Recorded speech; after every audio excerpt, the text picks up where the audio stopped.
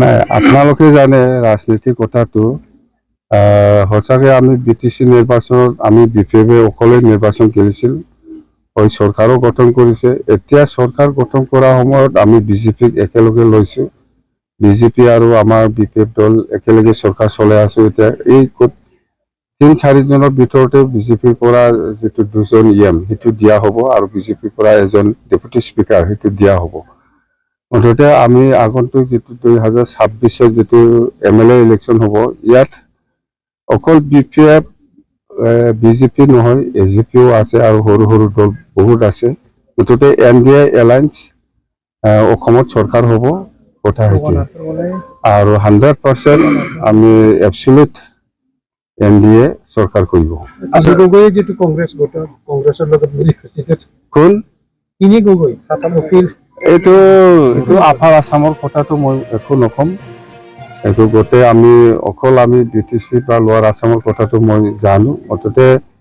এইবাৰ NDA হিচাপে লোৱাৰ আসামত বহুত আসন লাভ কৰিব যত কংগ্ৰেছে সিট লৈ আছিল সেইবিলাক BJP তাত যাব এতিয়া এইটো কথা স্যার 6 জনগোষ্ঠী জনজাতিকৰণৰ ক্ষেত্ৰত আমাৰ বহুত স্পষ্ট কথা একো ইফেক্ট নকৰাকে 6 জনগোষ্ঠীক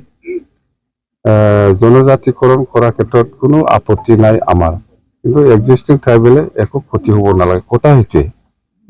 আৰু সেই লাইনতে আমি আগত গভৰ্নমেন্ট অফ ইন্ডিয়া বা গভৰ্নমেন্ট অফ আসামত আমি NOC দিছে বাস কাইলৈ যেহেতু ক্যাবিনেট বৈঠকত ডিসিশন লব এই ক্ষেত্ৰত আপোনালোকৰ মই একটা কথা জনাই দিম ক্যাবিনেট ডিসিশন বহুত ক্যাবিনেট মিটিং হ'ব বহুত বেলেগ বেলেগ এজেন্ডাত ডিসিশন আহিব ভাল কিন্তু সবতকৈ ভাল একটা খবৰ আমাৰ কাৰণে ভাল সবৰ কাৰণে ভাল অকল আমাৰ নহয় সবৰ কাৰণে ভাল হেতু হল 6 শিডিউল কাৰ্বি আলং ডিমা হাছাও আৰু BTC এই যে দুজন মাইকী লোৱাটো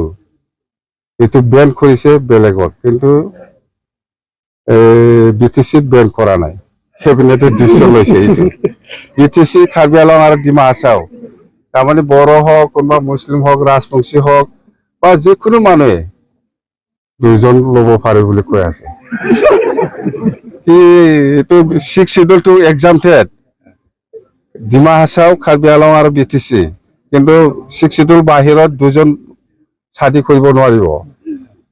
ওটাইতে অসম গভৰ্নমেন্টে ডিসিশন লৈছে আমি তো আৰু কি কৰিম আপুনি সঠিক বুলি ভাবে স্যাৰ এটো সঠিক বুলি ভাবি মানে আপনি গভৰ্নমেন্টে ডিসিশন লোৱাৰ পিছত আৰু আপনি কি এটো ৰং হৈছে বা ৰাইট হৈছে হেতু আপনি কেনেকৈ কম এটো ইমপ্লিমেন্ট হয় ডিসিশন